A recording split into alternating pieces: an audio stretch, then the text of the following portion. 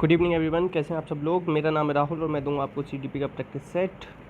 और सुबह के बज रहे होंगे 7 और आपका और हमारा है 7 और इसमें मिलेंगे आपको कुछ ट्रिक्स, एक्सपेक्टेड क्वेश्चंस और ये सारे क्वेश्चन मिक्स होंगे और प्रीवियस ईयर पे आधारित होंगे। ठीक है, पहले क्वेश्चन से स्टार्ट करें। पहला क्वेश्चन है आपका, देखो, काजल अपनी मातृभाषा में बात करने में सहज है। किस भाषा में? मातृभाषा में। कोई लड़की है काजल नाम की, किंतु हिंदी में बात करते समय क्या करती है? आत्मविश्वास की कमी नजर आती है, मतलब हिंदी में बात नहीं कर पा रही है अच्छे से वो। तो एक भाषा शिक्षक के रूप में आपकी युक्ति क्या होनी चाहिए? मतलब आप क्या हैं, एक लैंग्वेज टीचर हैं यहाँ पे, ठीक है। तो आप क्या करोगे? उसे अपनी मातृभाषा में ही बात करने, देखो यहाँ पे ही आ गया तो ये गलत हो जाएगा। उसके साथ उसकी मातृभाषा में ही, ये भी गलत हो जाएगा, ही आ गया। उसे हिंदी की कहानियों को अपनी मातृभाषा में कहने के लिए दे देंगे। देखो, एक तो वो हिंदियों की कहानियों कही और किस में कही? अपनी मातृभाषा में कही, तो दोनों चीज़ों का यूज हो जाएगा, हिंदी का भी उसकी मातृभाषा का भी, तो दोनों फायदे हो जाएंगे इसमें। ठीक है, आंसर हो जाएगा सी। नेक्स्ट, भाषा अर्जन से क्या तात्पर्य है? भाषा अर्जन होता है और एक होता है भाषा अधिगम, याद रखना। तो देखो, भाषा अर्जन क्या होता है? जो अपनी मातृभाषा होती है ना आपकी, उसका हम क्या करते हैं? अर्जन। और जो आपकी सेकंड लैंग्वेज होती है ना, कोई भी सेकंड लैंग्वेज अगर आप सीख रहे हो तो उसे कहते हैं अधिगम। ठीक है, तो किसी भी भाषा की लिपि की जानकारी गलत, वर्णमाला की जानकारी गलत, तो परिवेश में मौजूद किसी भी भाषा को सहजता से ग्रहण करने की क्षमता क्या होगा? भाषा अर्जन क्या है बताओ?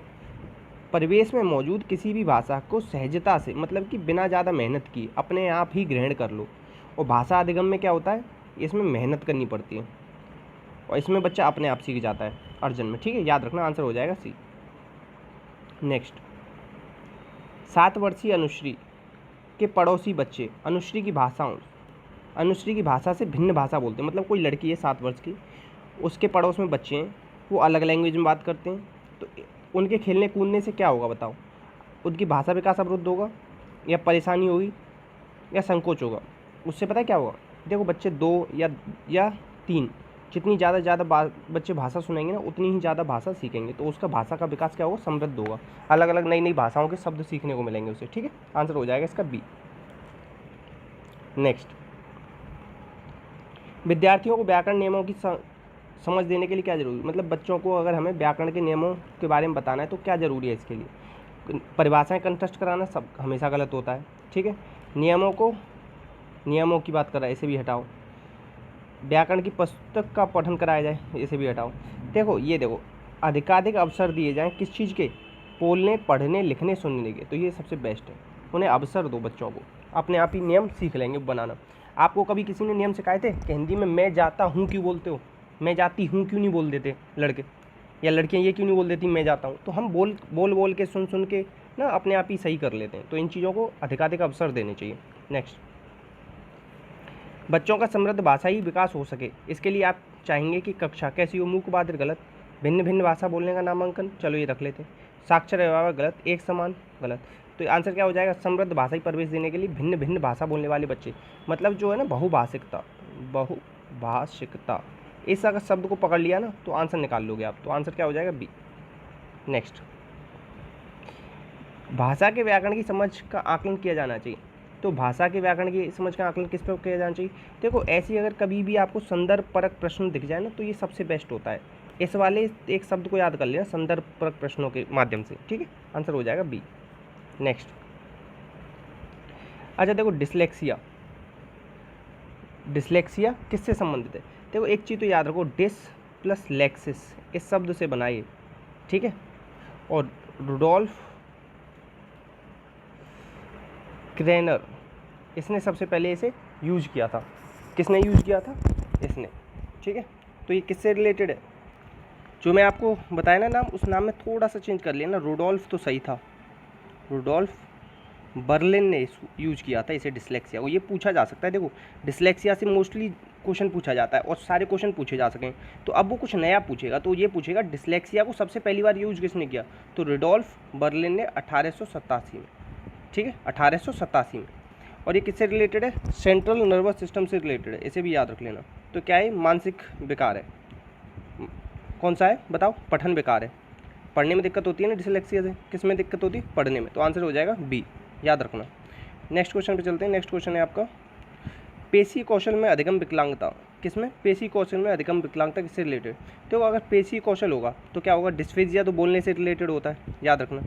डिस्कैलकुलिया किससे रिलेटेड होता है? डिस्कैलकुलिया होता है गणित से संबंधित, किससे?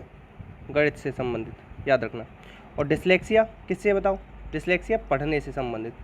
डिस्प्रेक्सिया किससे है बताओ? यही हो जाएगा आपका, किससे हो जाएगा? डिस्प्रेक्सिया। अब ऐसे याद रखना, पेशी और प्रेक्सिया, ठीक है, आंसर हो जाएगा बी। नेक्स्ट, अच्छा ये अधिगम विकलांगता वाला ये शब्द किसने दिया था? सैमुअल किर्क ने सबसे पहले बात कही थी लर्निंग डिसेबिलिटीज़ की 1963 में।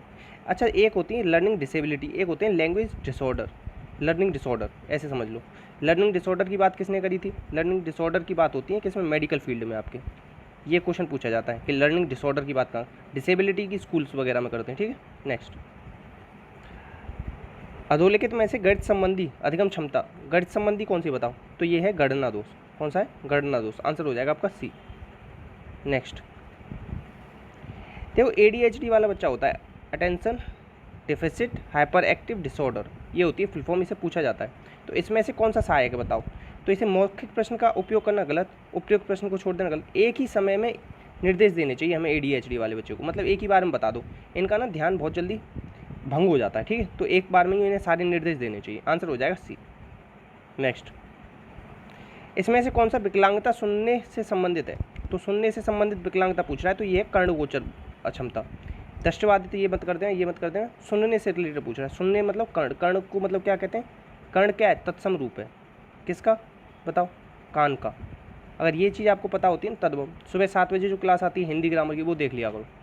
नेक्स्ट, देखो विशेष शिक्षा संबंधित है, स्पेशल एजुकेशन किससे रिलेटेड है बताओ? इंग्लिश में कर लेते हैं थोड़ा। तो ये रिलेटेड है डिसेबल्ड बच्चों से, एजुकेशन प्रोग्राम फॉर डिसेबल्ड, विकलांग बच्चों के लिए शैक्षिक कार्यक्रम से रिलेटेड, ठीक है। नेक्स्ट, नेक्स्ट है आपका समावेशी शिक्षा का मानना है कि हमें डैश को योग्य करने के लिए डैश को बदलने की आवश्यकता है। तो किसको बदलने की आवश्यकता है? तो हमें प्रणाली को बदलने की आवश्यकता है। तो बच्चों को योग्य करने के लिए प्रणाली, समावेशी शिक्षा मतलब इंक्लूसिव एजुकेशन, कब आया था कॉन्सेप्ट? 2009 में, याद रखना। नेक्स्ट, श्रवण विकलांगता वाले बच्चों को पढ़ाने के लिए किसका उपयोग करना चाहिए? किसकी बात कर रहा है? श्रवण की बात कर रहा है। तो ब्रेल लिपि का तो करेंगे नहीं, और श्रवण मतलब सुनाई नहीं दे रहा उसे, तो किसका करेंगे आप? संकेतों का करोगे, संकेतों के माध्यम से आप उसे सिखाओगे, आंसर हो जाएगा सी। नेक्स्ट, देखो लंबा और पतला शरीर, ये किसकी विशेषताएं बताओ? ये 3 दिए हुए हैं, कौन से? मेसोमॉर्फिक, एक्टोमॉर्फिक और एंडोमॉर्फिक। अब देखो ऐसे याद रखो, जो एंडोमॉर्फिक होगा, एक होता है मीजोमॉर्फिक और एक होता है एक्टोमॉर्फिक, ठीक है। तो एंडोमॉर्फिक ये कौन से होंगे? आपके मोटे लोग होंगे, ठीक है। और मीजोमॉर्फिक कौन से होंगे? और एक एक्टोमॉर्फिक। चलो अभी इस क्वेश्चन को थोड़ा छोड़ के चल रहे हैं, क्वेश्चन नंबर 1 इसे थोड़ा छोड़ देते हैं, कल बता देंगे, ठीक है। और आप लोग देख लेना एक बार इसे। नेक्स्ट, एक शिक्षक के लिए महत्वपूर्ण क्या होता है बताओ? उसके लिए महत्वपूर्ण होता है विद्यार्थियों की कठिनाइयों को दूर करना, ठीक है, आंसर हो जाएगा सी। नेक्स्ट, निम्न में से कौन सा सीखने के लिए अधिकतम रूप से अभिप्रेरित है बताओ? जो लक्ष्यों को प्राप्त करने की जो व्यक्तिगत संतुष्टि होती है ना, उसे कहा जाता है कि सबसे ज़्यादा अभिप्रेरित है सीखने के लिए। नेक्स्ट, नेक्स्ट प्रगतिशील परिवार, प्रगतिशील परिवार जो होते हैं ना, उसमें बच्चों की अपेक्षाकृत कौन सा प्रेरक अधिक प्रबल होता है? तो ये होता है उपलब्धि। कौन सा हो जाएगा आपका? उपलब्धि। नेक्स्ट, देखो सामान्य और विशिष्ट कारक का सिद्धांत किसने दिया था बताओ? स्पीयरमैन ने दिया था ना, जी और एस। जी क्या होता है? एक होता है, और एक कैसा होता है? जन्मजात होता है, ये बात बताई थी। और स्पेशल कई सारे होते हैं और इन्हें बदला जा सकता है, ठीक है, याद रखना। थर्स्टन ने क्या दी थी? ये PMA दिया थे, ठीक है, पर्सनल मेंटल एबिलिटीज़, ठीक है, याद रखना। और गिलफोर्ड ने तो त्रिआयामी सिद्धांत दिया था, 120 उसमें कारक बताए थे शुरुआत में। अल्फ्रेड विने ने 1905 में बुद्धि लब्धि का सूत्र दिया था, ठीक है, बुद्धि लब्धि दिया था, ठीक है। या ऐसे समझ लो कि अल्फ्रेड विलेन ने ना सबसे पहले सबसे पहले 1905 में लेके आए थे ना 30 प्रश्नों के साथ, ठीक है, इसे याद रखना, इतना सा याद रख लेना बस।